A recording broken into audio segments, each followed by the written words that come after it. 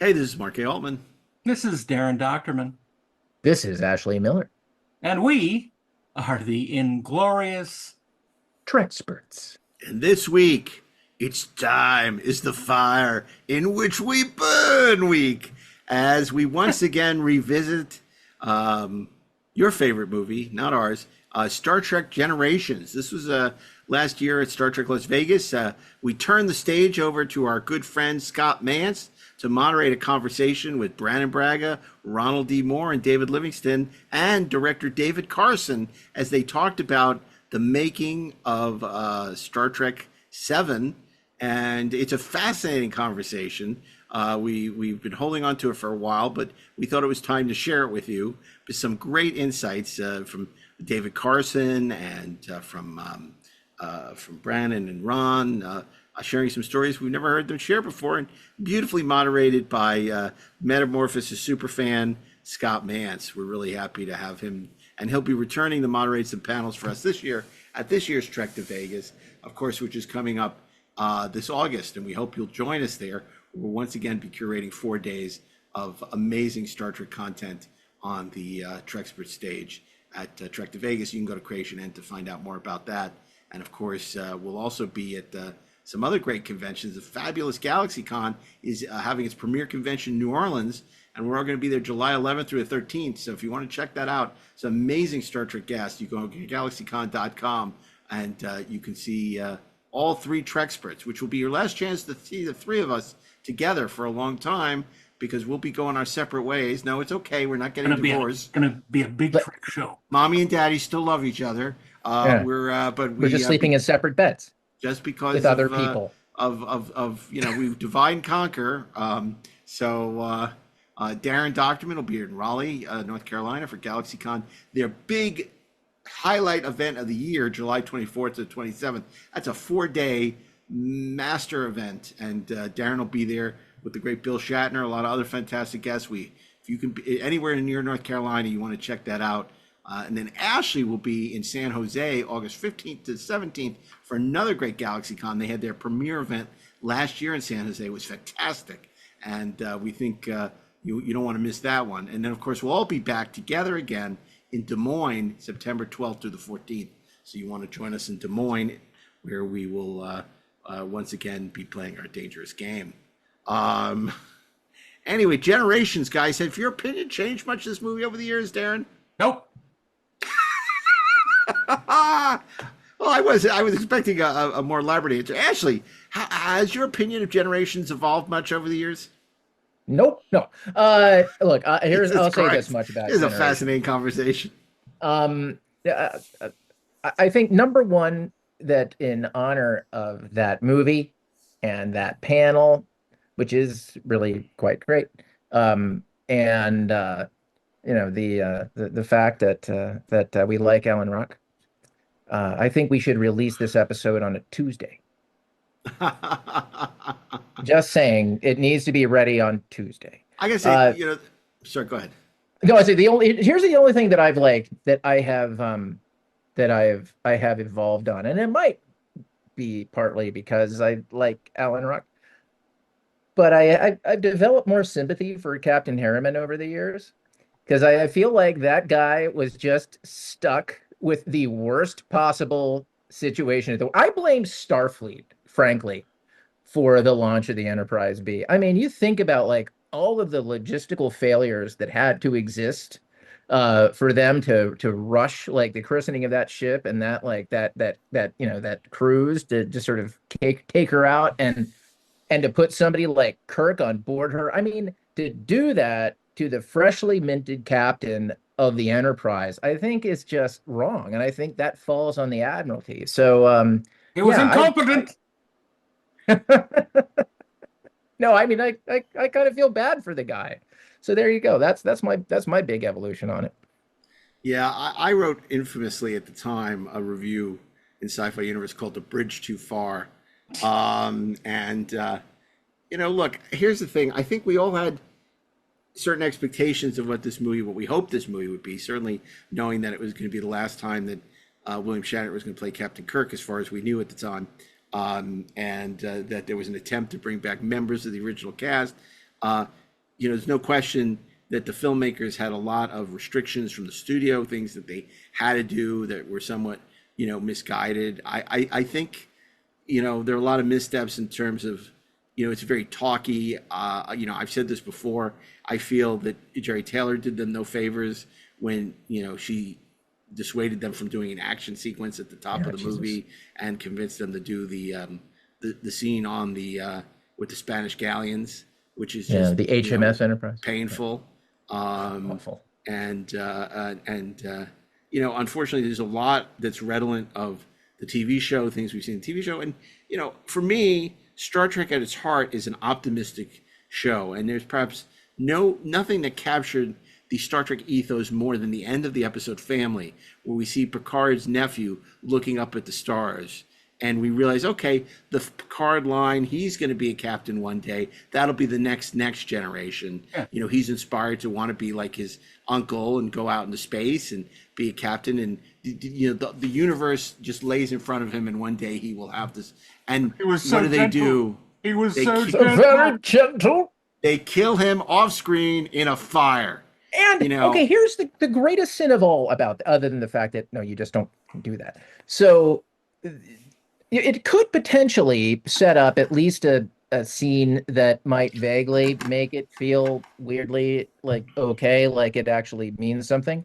When Picard goes into the NEXUS and maybe he sees his family, like the family that we know, his actual family, and his nephew. And it's like, and it could have been that because they put so much emotional energy. He saw his brother and his sister-in-law and his nephew and didn't want to leave because here they were alive again. Yeah, something that actually meant something to him. Yeah, you go like, of course he would want to stay in that. Of course he would convince himself, oh, no, this is the reality. And I don't want to wake up from that dream. But I mean, it's the same problem with like Kirk being like, chopping wood with Antonia and worried about where the dill is. You know what I'm saying? It's like there were moments, I know where the dill is. Missed opportunities. Well, I think they were so scared of Bill that they just wanted to give him whatever he asked for. And it was at that point that, I think Bill, was selling them a vision of Shatner's fantasy and not Kirk's fantasy. And that's why you don't have something like Joan Collins as, coming back and playing, which would have been, would have redeemed all sins. It should have been. If she came back as Edith Keeler.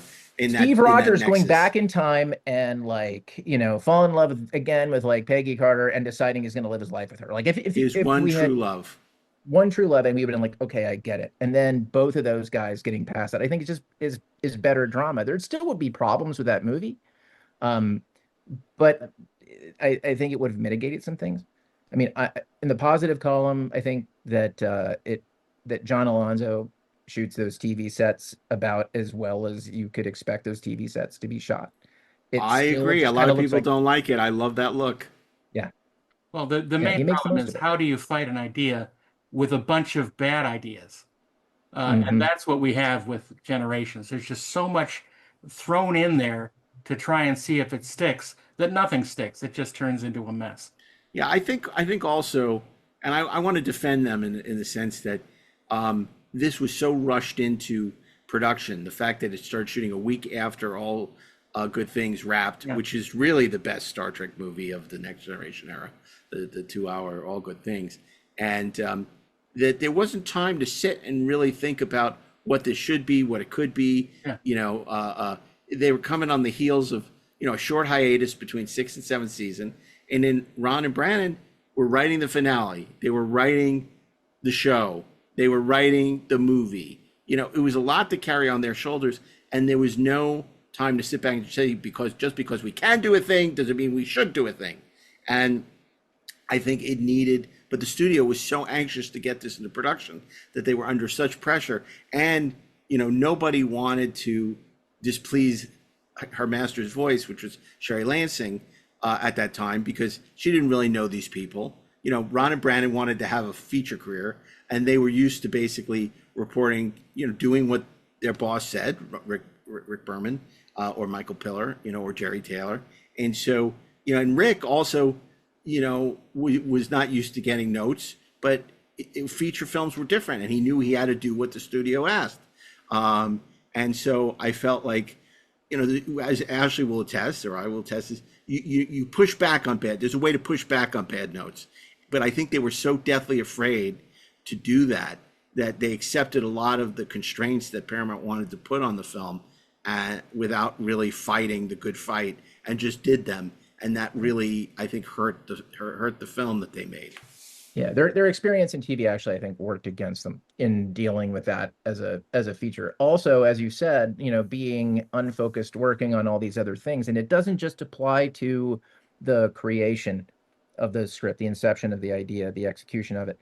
It's also in terms of the mental real estate required to respond effectively to the notes and just hear, well, we want blah, blah, blah, blah, blah, and go, okay, well, bullshit, bullshit, bullshit. But, how do you reframe it and give them what they're asking for in a way that we find satisfying versus, okay, well, we're also like, we've got so many things on the burner and we're kind of moving them around and they seem to think this is okay. So let's go.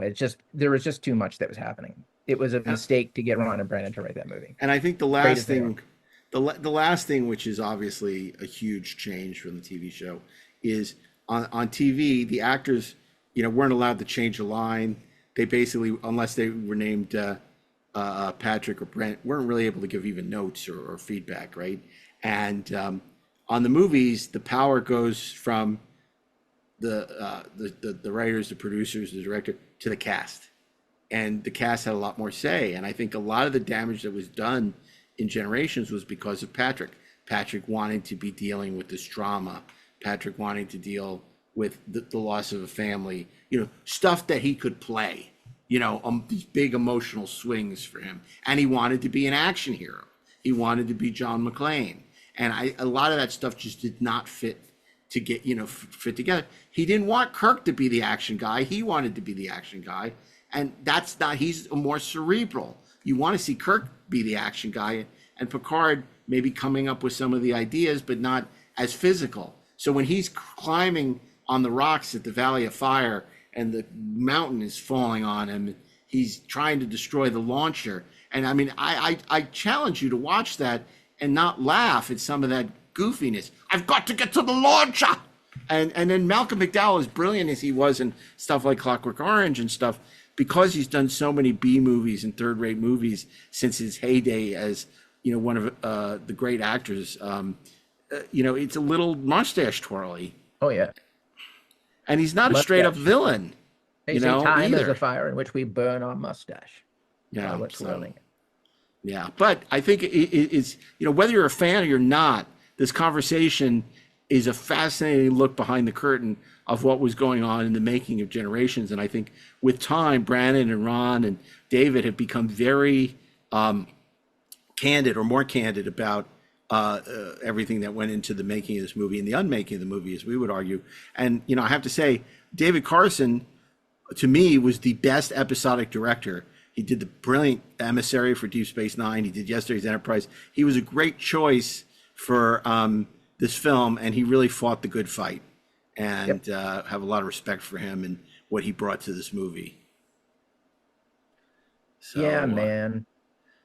So why don't we listen to this wonderful discussion? We should. Okay, let's listen to it. And a great big shout out to our moderator, Scott Mance. You may know him as the host of Enterprise Incidents, his popular Star Trek podcast where he talks about the original series every week. And we'll be back after this panel from Star Trek Las Vegas with a few closing thoughts. So stay tuned after these brief commercial messages. USAA knows dynamic duos can save the day, like superheroes and sidekicks, or auto and home insurance. With USAA, you can bundle your auto and home and save up to 10%. Visit USAA.com/bundle. Bundle savings are off total premium, not available in all states or in all situations. To qualify, auto policy must be active prior to property policy issue, subject to change. Restrictions apply. Membership eligibility and product restrictions apply and are subject to change. USAA means United Services Automobile Association and its affiliates, San Antonio, Texas. Hey, it's Paris. I love sparkly things, right? Like stars. Duh. And thanks to Hilton and Auto Camp, I just slept under them. Picture me, serving looks by the fire outside my luxurious Airstream, making s'mores with the kids, while a national park is our backdrop. The great outdoors meets Hilton hospitality, That's hot. Explore all the new ways to stay at Hilton.com.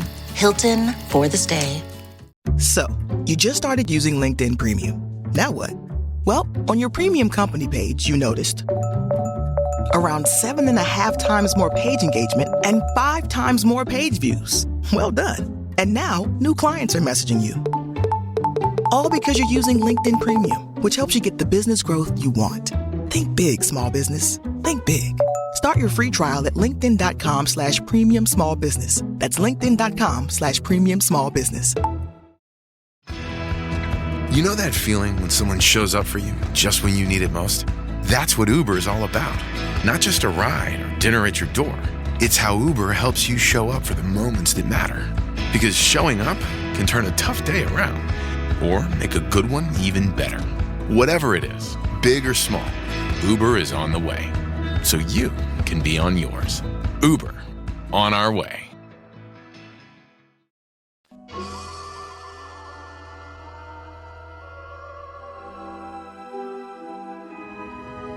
In a distant corner of our galaxy, a secret observatory is attacked. A brilliant scientist is found, and a mysterious ribbon of energy where past and future collide is unleashed. It's a doorway that we call the NEXUS. Every ship which has approached the ribbon has either been destroyed or severely damaged. Obviously, they were looking for something. There's still no indication of why they attacked the station. I must return to the observatory immediately. There's nothing I can do. Timing is very important in my experiment. What the hell's he doing? I have an appointment with eternity, and I don't want to be late. Someone doesn't care about weapons or power. He just cares about getting back to the NEXUS. The star is going to collapse in a matter of minutes. That'll destroy everything in this system. Population? 230 million, sir. Why would he destroy a star? I have to stop him, but I can't do this alone. I need help. I know someone who can. You say history considers me dead.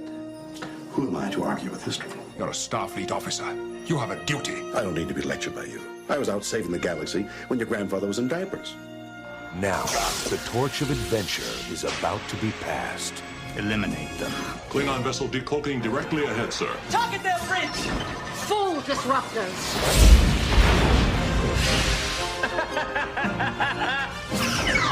Let's go! Bridge, we have a new problem! All right, let's move them out. Let's go. Take them out. 10 seconds to warp core breach. All hands, brace for impact! Let's try and cheat death together. Warp 1, engage! Star Trek Generations. I'm so thrilled.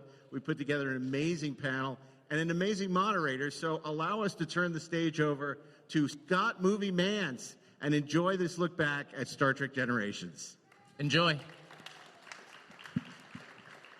All right, so ladies and gentlemen, full confession here. So, like when Mark and Darren and Asha asked me to moderate this presentation, this panel for Star Trek Generations, I just went, oh my God, this is absolutely up my alley. This is the exact kind of conversation that I love to have for so many reasons. Because ever since Star Trek Generations opened up on November 18th, 1994, we're coming up on the 30th anniversary to the day. You know, it was a film that I loved then, but it'd been many years since I watched it, so I rewatched it to prep for this conversation, and I was like, wow, this movie really holds up. It's very, very good. It has aged exceptionally well. The movie cost $35 million to make. This is back in 1994. It made $76 million domestically at the box office, which is pretty comparable to what Star Trek's 2 and 3 made at the box office. So I am very excited to host this conversation, especially with two people who I've gotten to know quite well over these last 33 years since I moved to California. I want to bring out the writers of Star Trek Generations, Ronald D. Moore and Brannon Braga. Fellas, come on out, my friends.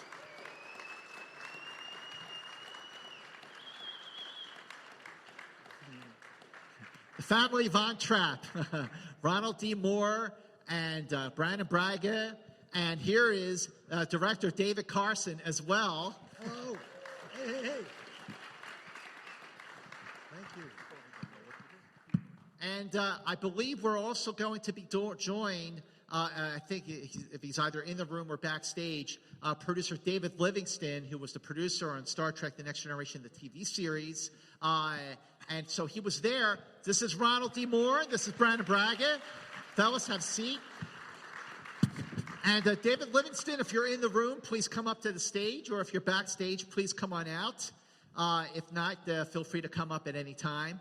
All right, so first of all, I don't know when the last time, Ron, Brannon, or David, the last time you actually watched Star Trek Generations from start to finish.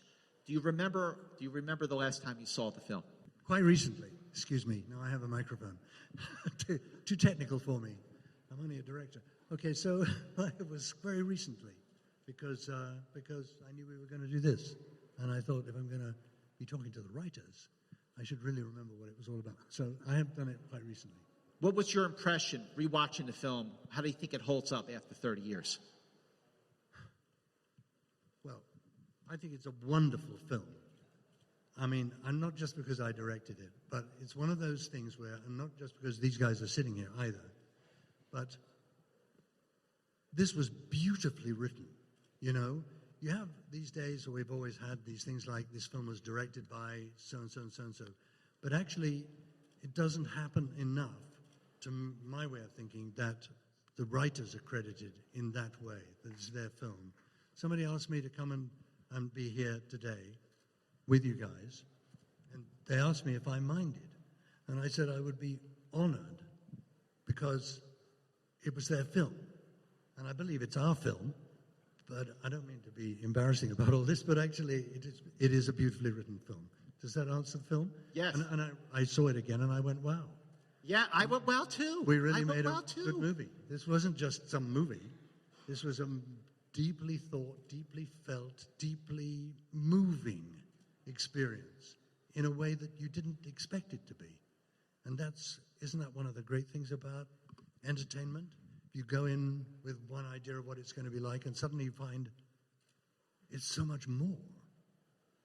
Mind you, I've always thought about this about Star Trek, that it deals with deep, interesting, deeply felt feelings and things that happen in our society, and one of the great things. And that was what I loved about the writing.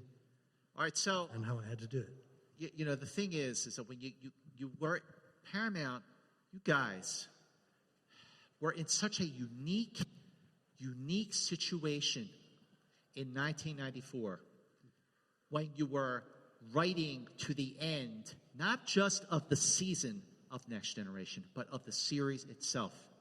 There was also another Star Trek series that was really up and running by this point, Deep Space Nine, which you obviously directed the first episode. But what a unique situation that you're writing, you're winding down on Next Gen as a TV series with basically a two-part episode, 2-hour episode that is cinematic in itself. Oh, and we're also writing the first feature film for the Next Generation crew that is going to serve as a baton from TOS to Next Generation.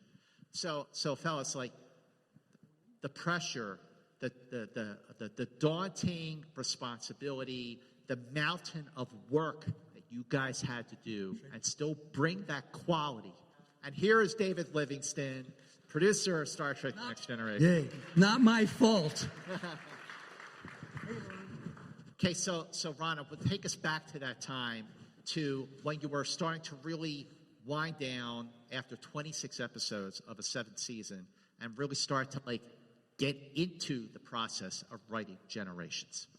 Well, it was actually, there was a much bigger overlap than that. Like, we started work on Generations, I believe, as the 6th season was ending, was when we got the first, I think so, because I'm pretty sure that we wrote the first draft of Generations in between season 6 and season 7. Like, we went, you're right. Right? We went on vacation and we wrote. It was during hiatus. We went to. It was in the hiatus. We went to Maui and wrote a draft. Right. We went to Maui. We're Hollywood people. We Well, went to Maui. it was. We wrote it. We had to fold the vacation into it Yeah, somehow. somewhere there was a vacation too. But as a result, we were working on this thing well before the finale, well before even blocking out and breaking the stories for season 7. Brannon and I were just like in Generations every day. We were writing it constantly and rewriting it and reworking the story and going over and over stuff. And then season 7 was kind of happening at the same time. And then it became, when Michael Piller asked us to write the finale, it was a shock because we just all assumed Michael was going to do it. And then he asked us to do it. And we said, yeah. Oh, what have we done? And there was a point, I will never forget this. There was a point we were at your apartment in Hollywood. And because we would write together, we were partners, and one of us would usually be at the computer, and one would be pacing around, and we would kind of switch roles. There was a point we were at your apartment working on one of the scripts, and it was like a scene in engineering with Jordy, and we literally couldn't remember which one we were working on. We were I remember that. Yeah. Okay, but Brandon, what's your take on that too? Just when Michael Piller said, "Hey guys, why don't you handle the series finale of Next Generation while you're also working on the feature film?" Well, Ron's right. I don't think we hesitated. I mean, it was a great honor to do it, and we just must have had boundless energy, I guess. We were still on that TV schedule where we had to write that 2-hour relatively quickly, and then continue the long Generations kind of process, which continued beyond that. And there was something, a lot was happening, but there was something odd about doing this bittersweet farewell to the series and the movie that ushers in the characters on the same sets, and going to to see the poker game, the final scene from All Good Things, and there were tears and all this, and I just remember thinking, the movie starts shooting next week. I was like, next week. Oh, we're saying goodbye to everyone until next week.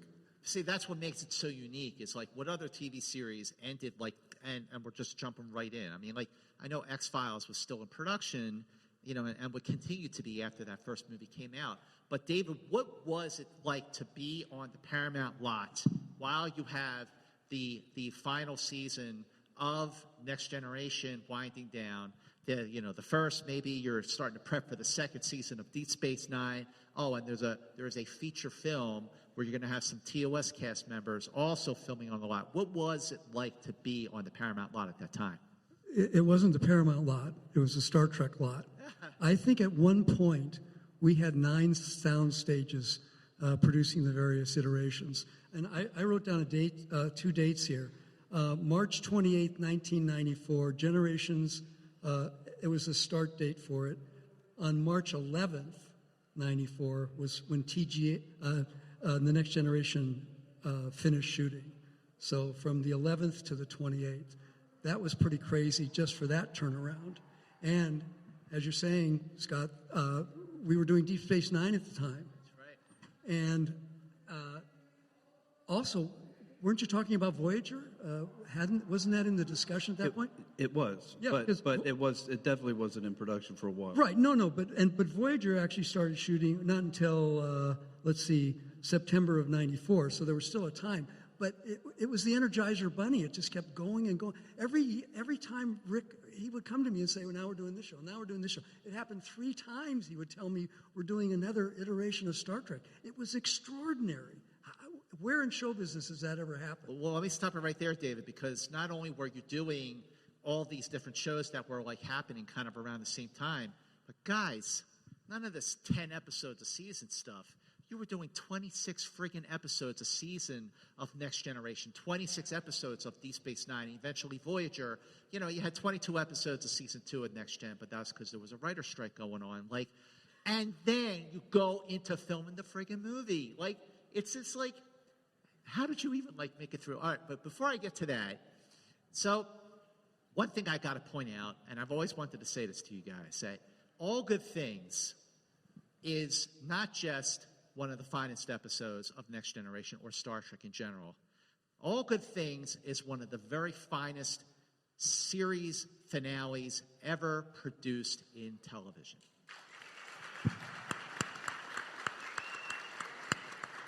See, I'm not the only one who feels this way. It's a fact. But how was it for you?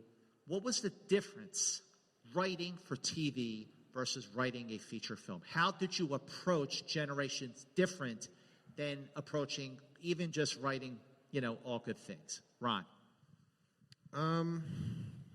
I think at the outset, I didn't approach it that differently. I kind of felt like, well, we've done 2 hours before.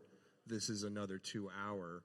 And so, okay, well, I get this. We've been around the block on this a few times. And I think it took a while to realize that the stakes were higher. There was a lot more money involved. You were suddenly dealing with Paramount, a whole different division, the feature division as opposed to the television division. And the corporate entity was involved. And you just had a sense, everything is kind of much bigger. And it's not just me and Brannon and Rick in his office arguing about stuff. It has these broader implications, and that there were many more eyes on this. And as a result, it was going to take a lot more work and a lot more rewriting, and that the pace and the rhythm of how we were going to do this was on a much longer time frame than we were used to doing in the TV series. That was kind of where I started. And we used to say that TV shows like living with your family, and the movies are like seeing your family every few years at Christmas. You can take some bigger swings and some risks, like Data gets an emotion ship. We wouldn't have done that on the show, certainly not in any permanent way, because it just would have changed the character. But in a movie, it seemed like you had to do some bigger things. And, crashing the ship. Wouldn't have been able to afford to do that. Great job with that, David. So, David, I want to ask you, so David Carson, by the way, not only the director of Emissary, the series premiere episode of Deep Space Nine, which itself is cinematic, but the director of the Citizen Kane of Star Trek The Next Generation, which is yesterday's Enterprise. David Carson, ladies and gentlemen. Yes. Yeah. Truth. How did, before, we're going to get to like how you came to direct Generations, but before we get to that, just like with these guys, the approach to writing film versus TV, the approach to directing film versus TV, still staying in the Star Trek world, but what a big difference. The motherlode going from TV to film. What was that transition like for you? Well, the basic difference for a director approaching a movie as opposed to TV is that you're invited to come and direct an episode of a series, basically that is already going.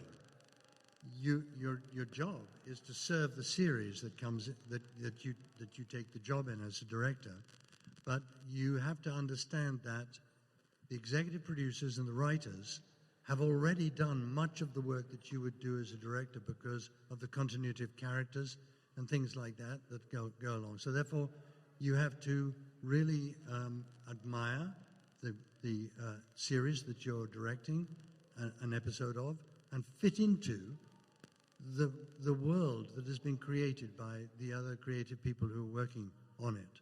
I mean, for example, if I have a scene with one of the regular actors and I'm directing the actor, and my comment at the end of the take is, it'd be much better if we talked to the producers about this and the writers, because if you played it with a wooden leg, it would be much more interesting. But so basically, there's that. As you approach as a director, as you approach a movie, it's different because there is a much longer time to think about exactly from the idea onwards, if that's when you get employed as a director, or when eventually the script is finished or a version of the script is finished that the producers and the writers have dealt with, and they invite you to come and direct it, which is what happened to me. Then the opinions are shared now between the writers, the producers, and the director in a way that does not happen in TV, because the TV machine has to keep going, and you can't stand around talking about wooden legs.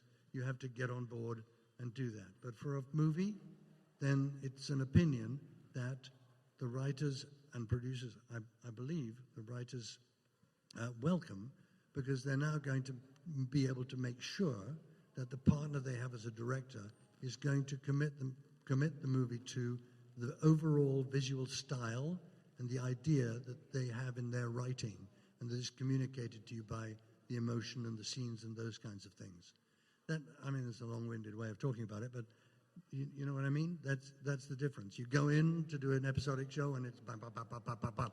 With a movie, it's much, much different. And with a complex movie like this one, which had so many wonderful elements to it, it required a lot of thought and meant that we had to get on the same page, and that these guys would see coming off the stage in dailies what they wanted to see, what they'd written, maybe with a little bit of embellishment here and there, but that embellishment needs to be in line with what they've given to a director.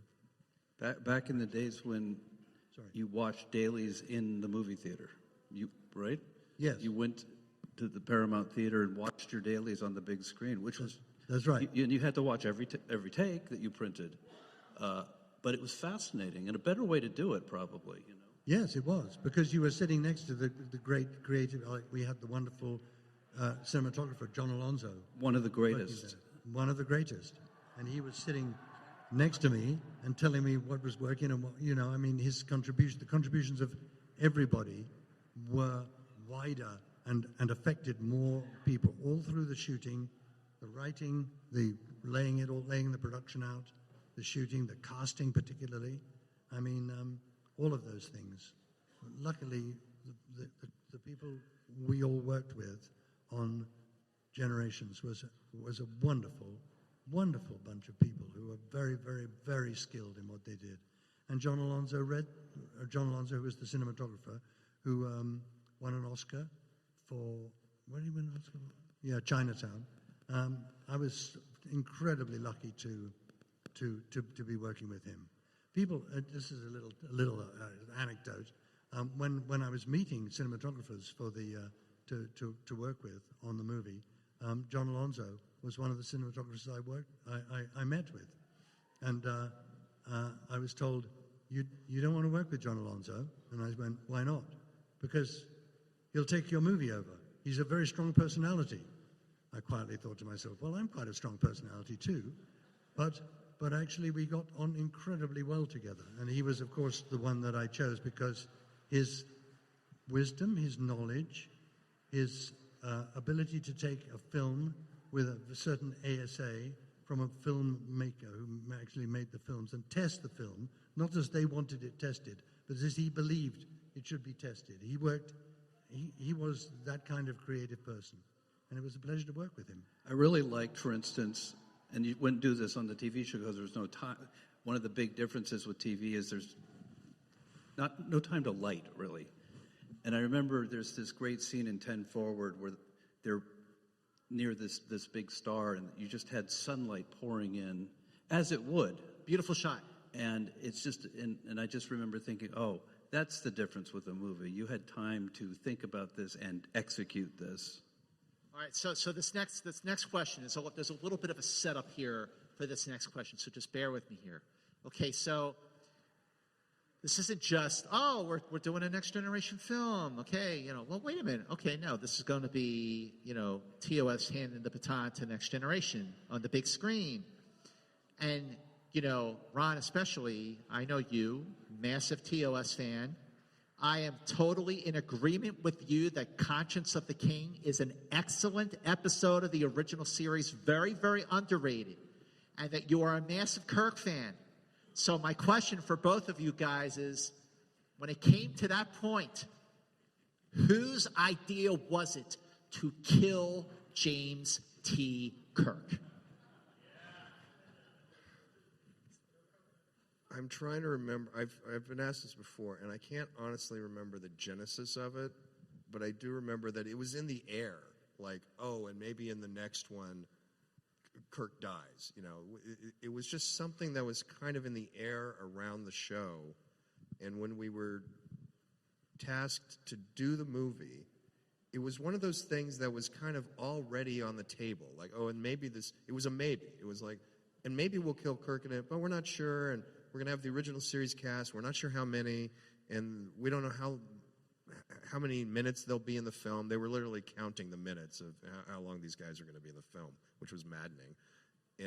But the idea of killing Kirk, I don't remember there being like a moment when we all said, hey, here's an idea. It just felt like it was in the air, right? Yeah, I don't remember either. Just as well, really, because Malcolm McDowell had death threats for killing him in the movie. So did I. Oh, yeah. So as you were starting to get story ideas down, maybe starting to come up with outlines, scenarios, scenes that maybe you didn't have a chronology yet, were there different scenarios that you guys really talked about? Well, what if we killed him this way? What if we had him die this way? What if we had him die on the bridge of the Enterprise? What if we had him die in a fight with the Klingons? Were there scenarios that you sort of batted around before you came to, he's battling Saran, and that was how he died?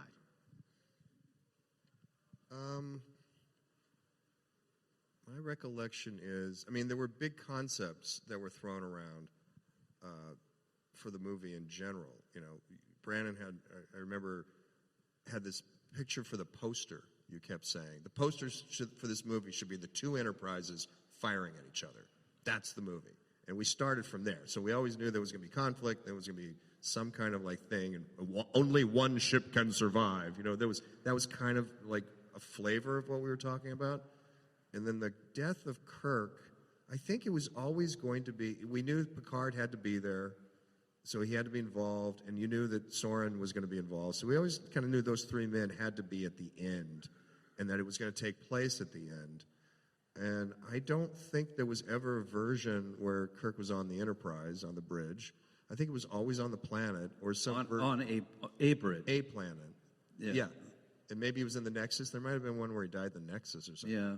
And I remember initially we had written a Kirk death scene, and you shot it, David, and it ended up getting reshot, where Kirk was shot in the back. And we'll get to that.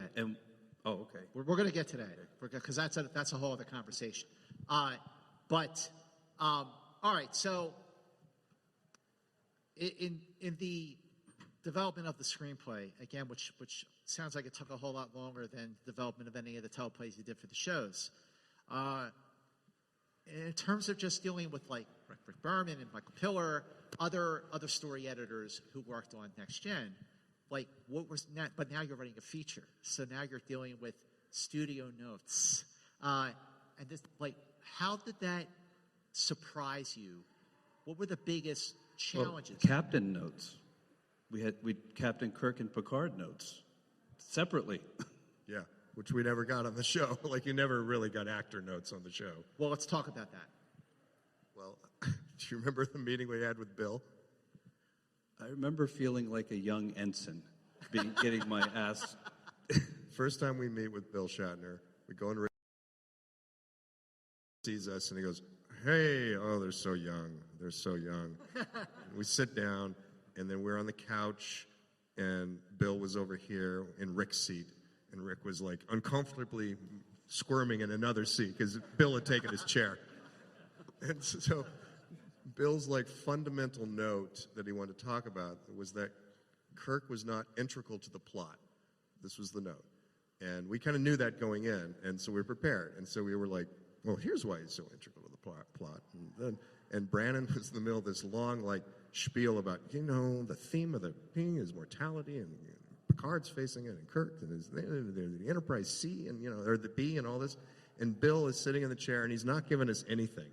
He's just like this. Okay. And just monosyllabic as Brannon keeps pitching his little heart out.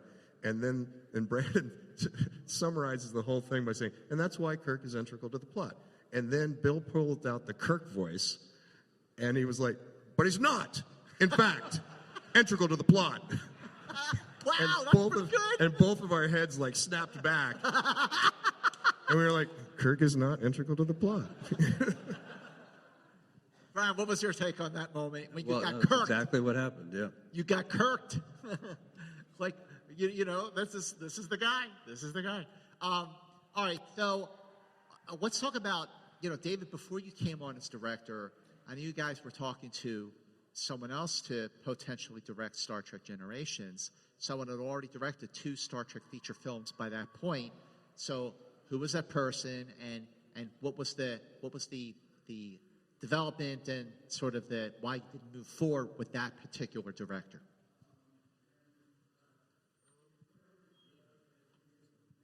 Nimoy. Yeah, we did talk to Leonard Nimoy at the outset.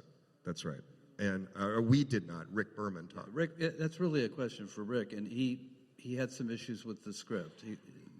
I think it was the NEXUS. I think he didn't get it, or he didn't want to get it, or he didn't think it worked. I think he just didn't think it worked. And I know that he and Rick had a meeting in Rick's office, and that we went over to the Cooper building immediately after that. Like, we literally saw Leonard coming out and walking to the parking lot. And then we went into Rick's office, and Rick was like, no, that's not going to happen. He's not going to do it. He wants a total rewrite. He wants to do a whole different movie. And it was like, and we were kind of stunned, and it just went away. Okay, so Dave, when it got to a point where you were not only meeting Shatner for the first time, but you were meeting Shatner and Patrick together, was that like at a table read? Was that just at a separate meeting? Was that maybe when you filmed the very first scene, like a rehearsal rather? Tell us about the first time you were in the room with Patrick Stewart and William Shatner. Do you remember what that was? Excuse me. The production had started before I met them, but I mean, I knew Patrick because I've been working on The Next Generation, of course, and but I didn't meet Bill with Patrick until we actually started the movie. I met Bill privately, and we had several conversations in a restaurant, and that's how my relationship with him began. He was this very jolly. I mean, it was very pleasant discussing, you know, what was the kinds of things that he wanted to do and liked doing. We weren't talking about the script, because the whole purpose of it was that I should get to know him. What I wanted to do was get to know him. I mean, he was a titan in our stories we're telling, and we were benefiting from all those years. So I wanted to make sure that I knew him very well when we all started to do this. Before they met, there was a situation with some of the actors, which I found very interesting, because there was a new ship, and we knew that there was going to be a new crew, and we got a wonderful collection of actors who we cast to be in this new crew, and I got them together to rehearse the first lines of the thing, just so that we could get to know each other. And the same deal, I asked Bill to come along. He was now on board, and do a rehearsal, just a rough rehearsal with them. And I was very pleased with what had happened with the casting, with all the other people, the new engineers, the new people for the new Enterprise. And what was really, really fascinating was that when we put this together on the stage, these young actors were experienced actors. You know, they'd done a lot of work. They were in their 30s, some of them, and were very, very experienced and really, really good in their readings. I put them in this room and we started to read the scenes. And to my horror, these kids, I call them kids, they started to stumble and not read the right lines properly, and not have the kind of inspiration and drive that they had, in spite of me trying to rehearse with them. That evening, I called one of them, who I happened to know, and I said, "What happened? What exactly happened at that rehearsal? You know what I'm talking about. All of you suddenly were dead, and Bill was running around and having a good time, and that was terrific, and we all got to know him. But honestly, you were not being as good as you were when we had our readings and discussed all these the crew." And he said, "Well, David, do you understand what Star Trek really means?" I said, "No, I obviously don't." He said, "No, well, to us. I mean, we've known Captain Kirk since we were little kids, right? We wanted to be on the bridge of the Enterprise. We wanted to be there with them doing all that stuff. And suddenly, we are in a rehearsal room with Captain Kirk. I said, so? But you don't understand. This is somebody we were overawed by. All of us were overawed by. None of us planned to be, but we found that we were stuck in this sort of time shift. And it was a really, really interesting way to see how the story could be told from that point of view. Not that Captain Kirk was a hero when the thing started. He wasn't about to die. He was being celebrated as a hero, as in a way they wanted to celebrate him in that room at that time, rather than just getting on with it and doing the acting. And as an icon, which he, Kirk, and Bill Shatner are in our business, it was absolutely opening of the eyes to what's going on. Yes, my friend said, you're English. You don't understand. This is what we went through, and this is what we think of Captain Kirk. Not having conversations over drinks, but just in our hearts. Very, very, very interesting. David, I want to ask, so because the cast is going directly from the last episode, from All Good Things, like you said, next week we're filming the movie. What was it? What do you recall about the mood of the cast? You know, this is not going to be like they're filming the last scene and then that's it, they're out the door, game over. Like, game isn't over. It's going to keep going into a feature film. Like, what was it like? What do you remember about the mood of the cast while you were working with them on the series as they were approaching the end of that going into the film? What was it like for Patrick and Marina and Gates and Jonathan? I have to be quite honest. When we did the Deep Space Nine pilot and the subsequent episodes, Rick kind of moved me off of The Next Generation. So I was not as involved, even though I was still ostensibly the supervising producer. I didn't have any real day-to-day operations. So I can't really answer that honestly. All I know is extraordinary how we didn't miss a beat. And we had such a well-oiled machine, and a lot of the creative people moved from, not the director of photography, but Herman Zimmerman, the production designer, Bob Blackman, the costume designer, Michael Westmore, the Akutas. So many of the production staff from The Next Generation seamlessly moved onto the feature, while they were doing, a lot of them were also doing Deep Space Nine. I don't know how we did it. I don't know how the production people did it, had to turn around shows in 7 and 8 days. How you guys did it as writers. Today, you get these streaming shows that are, 8 and 10 episodes, and they take forever. They can shoot for 12 or 15 days or whatever. And you guys had to turn these things around in 7 and 8 days with a new script. We didn't always get them on time, but they ended up being there eventually. And, as you were saying, Scott, 26 a year. And then to move seamlessly on into a feature film, what an extraordinary experience. But we were all I wasn't that young, but we were all young and energetic, and let's climb the mountain. And when you're in that moment, and I'm asking you guys, the three of you, when you're in that moment, do you even sense what it's going to be?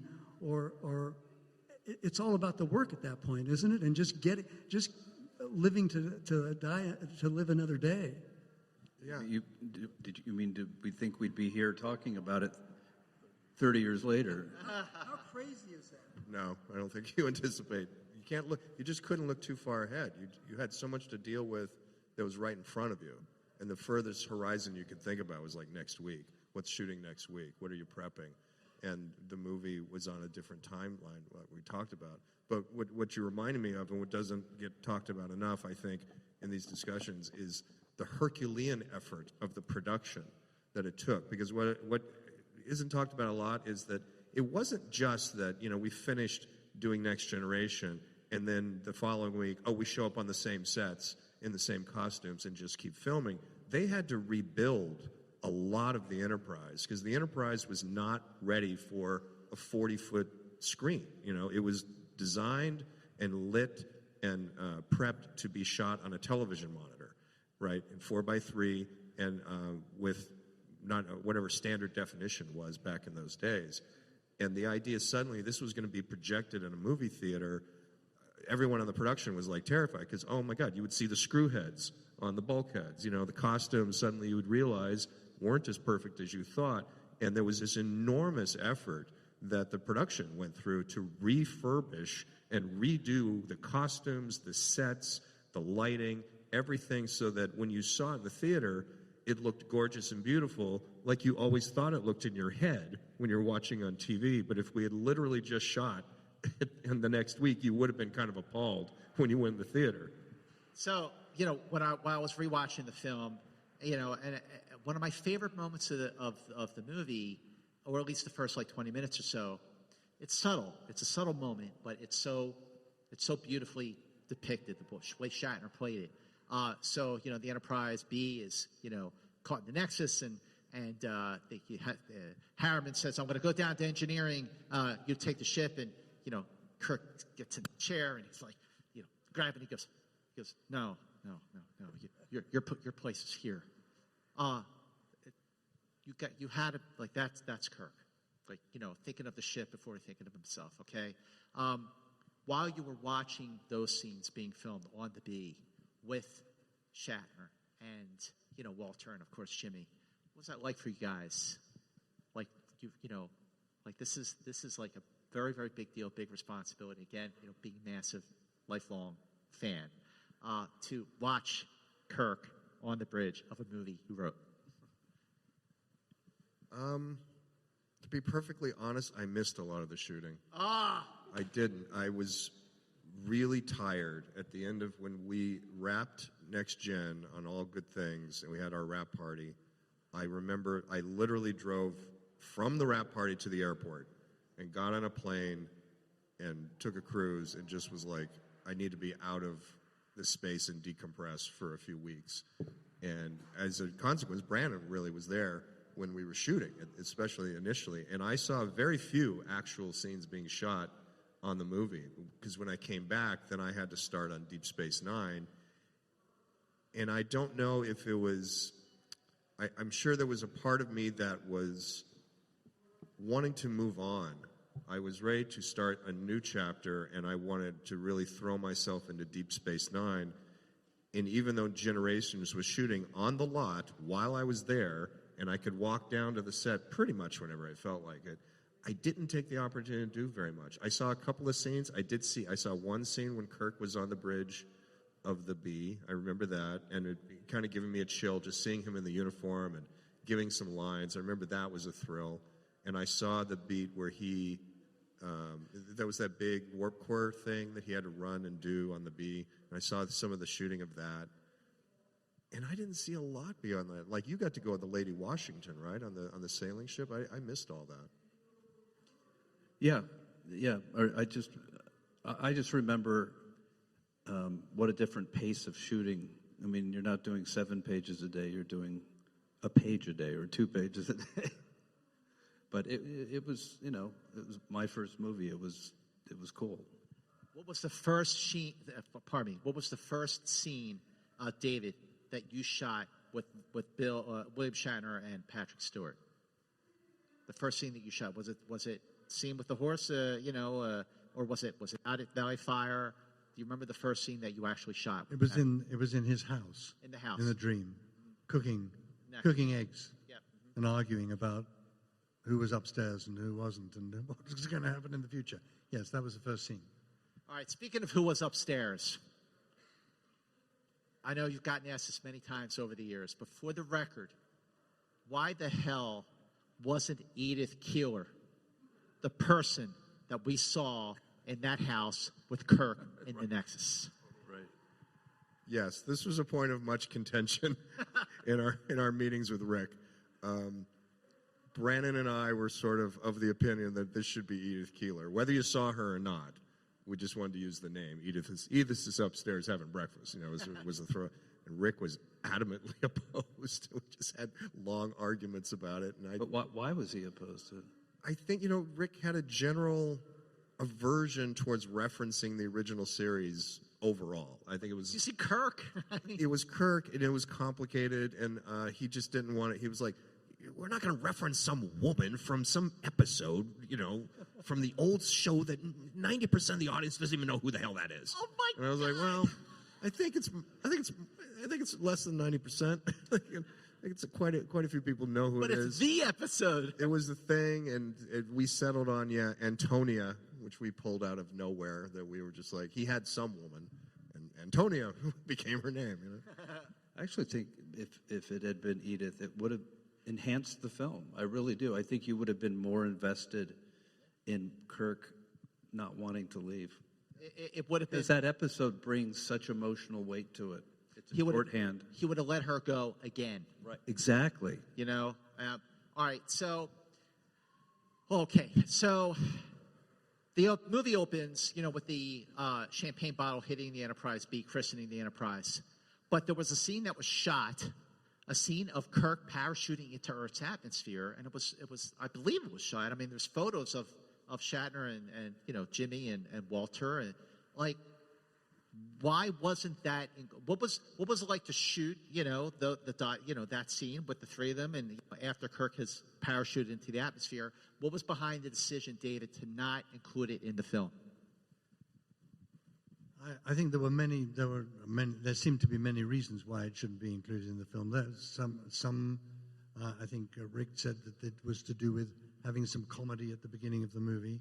I think it was, to me, my feeling was that you shouldn't put Kirk in a comedic situation, which, seeing the costumes and seeing how it was likely to look, might well have been even unintentionally comedic, especially since these were meant to be old men running around a field in an athletic moment, and it wasn't going to look like that because it wasn't going to be, hey, this is the next change. We're doing space jumping now. It's going to be amazing. It wasn't working like that at all. So it was better to put forward an idea that I did about christening the new ship. Yeah, absolutely. And making it into a spectacular sequence. It is a spectacular sequence. Which kicked the movie off. But that was basically it. It was like we went out there with cranes and everything to do this re-entry and everything, and it just didn't work. And it didn't work because it was hitting unintentionally the wrong sort of buttons that needed to be at the beginning of the movie. This was my opinion that I put forward, and I think everybody agreed with it, which is why we dumped it.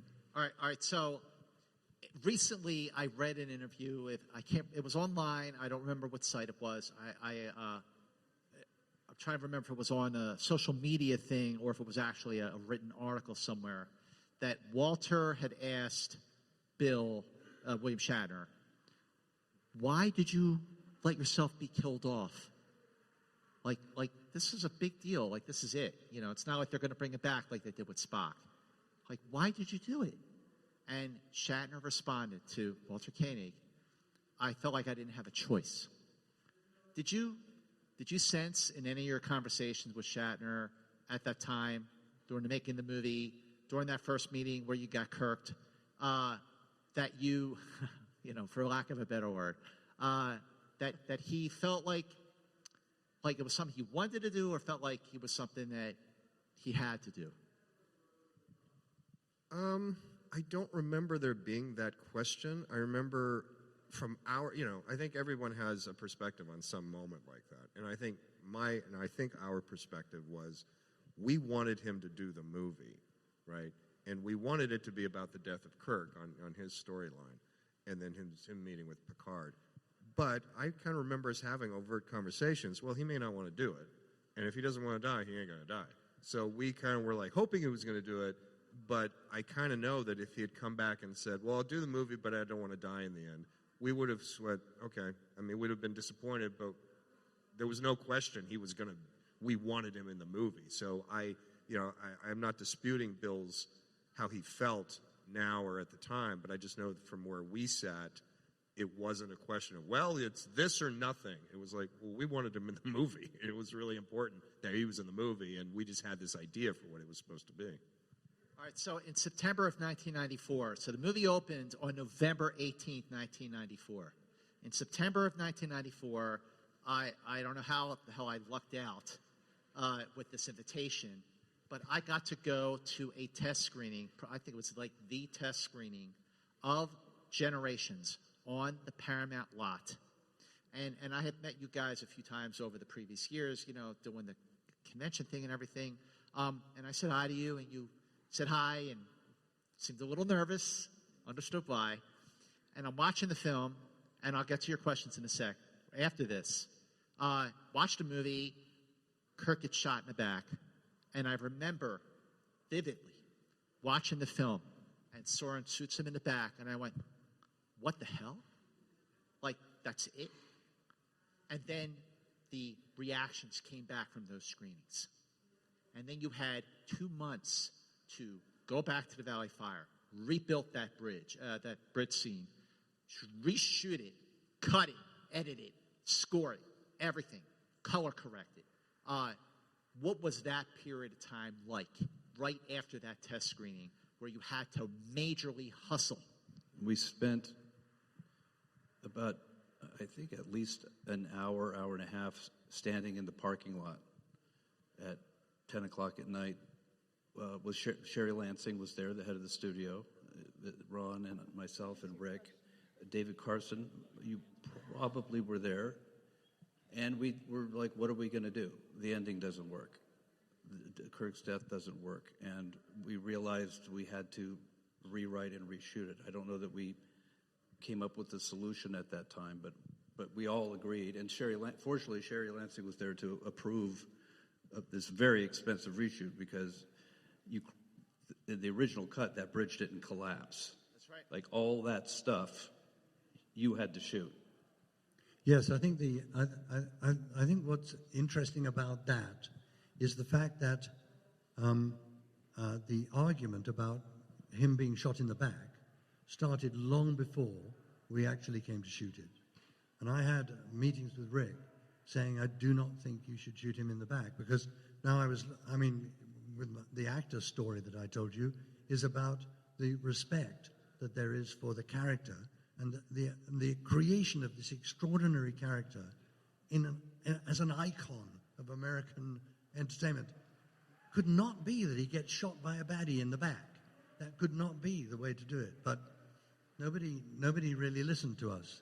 But a little anecdote about that is that even when we were about to shoot that scene of him being shot in the back, which of course you can see on the internet, we called the studio and got on the phone, and Bill Shatner, everybody got on the phone when we were standing in the middle of the desert saying, we're about to shoot this, please don't let us shoot it. And we had Kirk there, everybody saying, we have to try and do this in a different way. But the answer was no. Wow.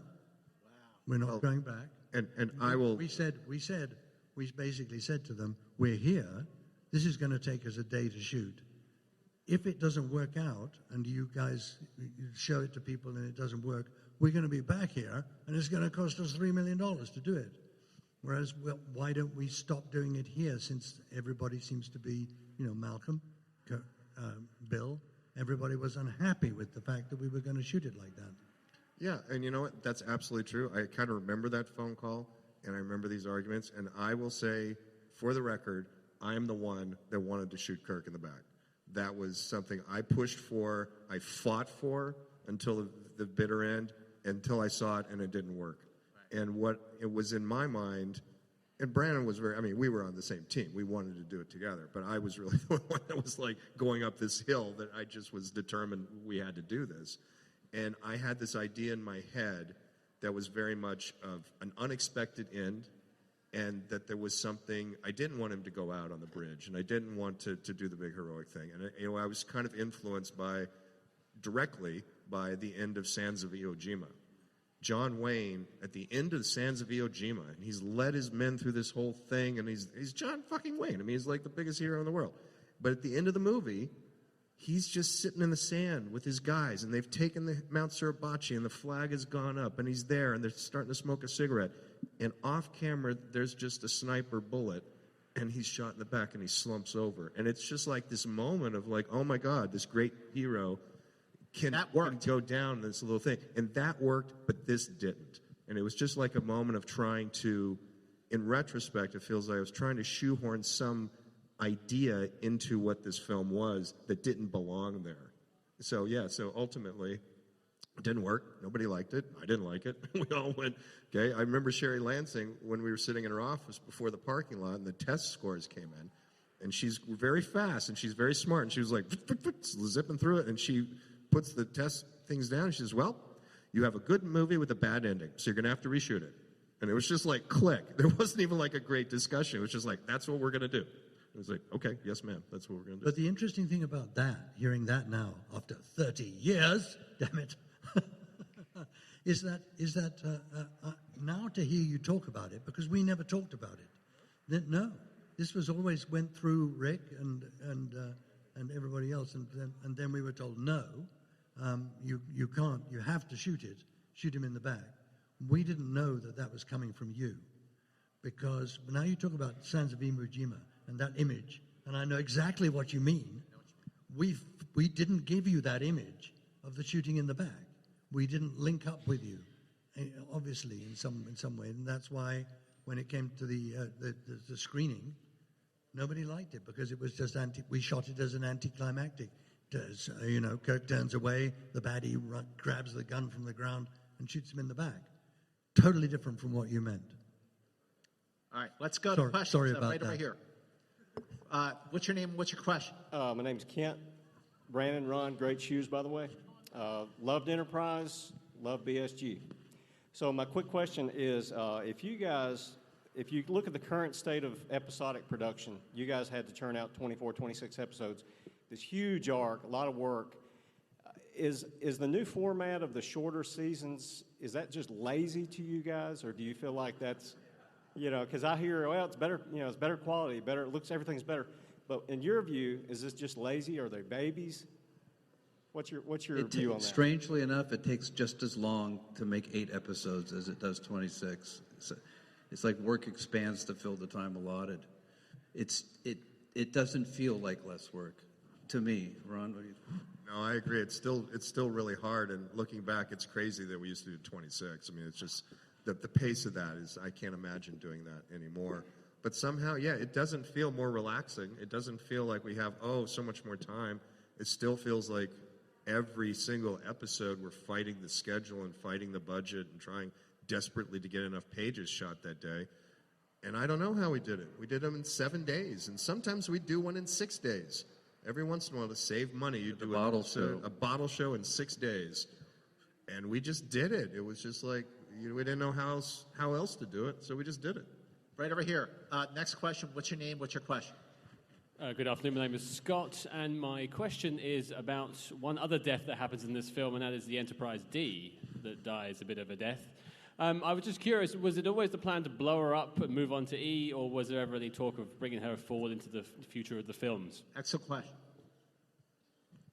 What's the question? Was it all the plan to blow up the D, or was there talk about maybe like keeping the D going until first contact? Well, we used to joke. I mean, we used to talk about the saucer separation, and did we? I don't remember if we did it on the show. Did we ever?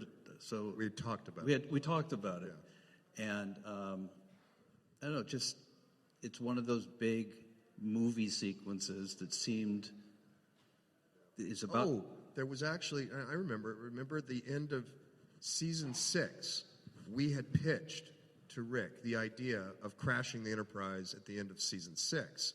Remember, it was going to be heading home, and then it was sidelined, and the saucer section separated, and the whole crew was like stranded on this other thing, and it was like it was going to be a big cliffhanger. Yeah, you're right. And then it was just way too expensive, and there was no way we could possibly do it. So we just filed it away as like, well, that's a cool idea. We should come back to. And then we just kind of said, oh yeah, here's a movie, lots of money, let's do it here. So there was going to be an Enterprise, potentially an Enterprise E in season 7 of Next Generation. Or I don't know if we thought that far in advance, or if they were going to salvage it and put the D back together. I don't think we hadn't figured that out yet. Yeah. But, the death of the Enterprise thematically fit the film, too. I mean, it was about... It did. Absolutely. All right, next question. What's your name? Hi, my name's Andrew. Generations is my favorite movie, but also my favorite musical score. Sometimes I listen to it in my car or wherever I'm going, and I can picture the whole movie song by song or track by track. Can you talk about the approach to the musical score and maybe how that differed from TV? Because, like I said, I can just picture the champagne bottle. I can picture the Enterprise crashing. Thank you. The music. Well, it was one of our TV composers, right? Dennis McCarthy. Yes, Dennis McCarthy. Dennis McCarthy, and who I think is a wonderful composer, who composed for this movie. And it was his idea to use the choir that is in the opening sequence and the whole of the opening sequence and the way that it actually moved through the entire movie. I too love the score. I think it's a wonderful piece of music, especially at the beginning, where it carries this little tiny dot across the screen and you follow it and it becomes a champagne bottle and what is going on and asks those innocent questions and crashes into... And he managed to retrieve all those emotional moments from that opening sequence throughout other parts of the film, so that the musical score has an incredible cohesion, it seems to me, of emotion that he used. And being given that enormous canvas rather than an episodic to work on, I think he just went to town, and we saw, like with so many of the people who worked on the film, how incredibly talented he was too. Not that we didn't know, but this is a wonderful piece of music. Okay, so just to bring it home, Ron and Brian, I just want to ask, what are your feelings about Generations today, now, after 30 years? Ron? I'm proud of it. I'm disappointed by it in some ways, to be honest. There's things about it I wish I'd had an ability as a writer to reach deeper and to sort of explore. I mean, the idea of mortality on so many levels, the death of the Enterprise, the death of Captain Kirk, Jean-Luc Picard facing death for the first time. These are profound ideas, and especially within the Star Trek universe. And I look back and I go, I wish I had another crack at it, because I wanted so badly for it to resonate deeper.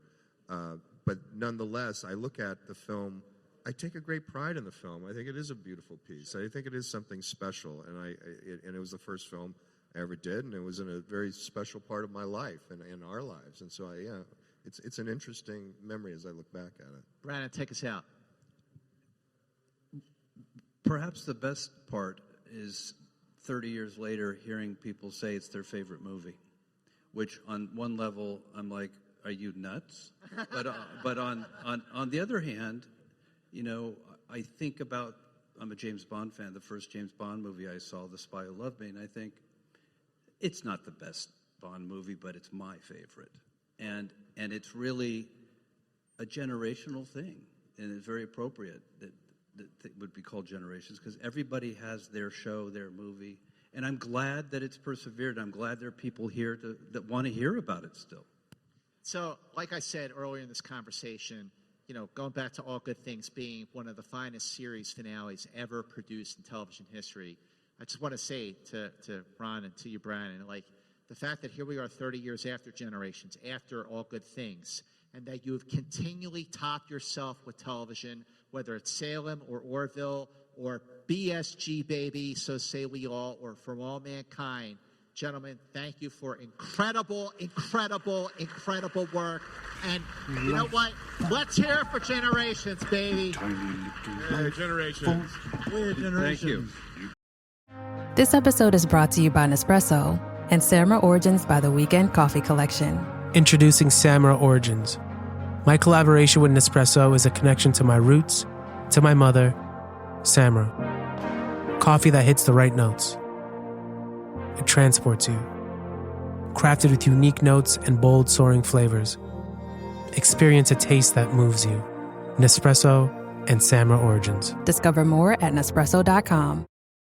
Jif peanut butter. It's that jiffing good, it doesn't really need advertising. So instead, enjoy the calming sounds of the ocean. Jif. Ooh, it's that jiffing good. Get your Jif at Jif.com.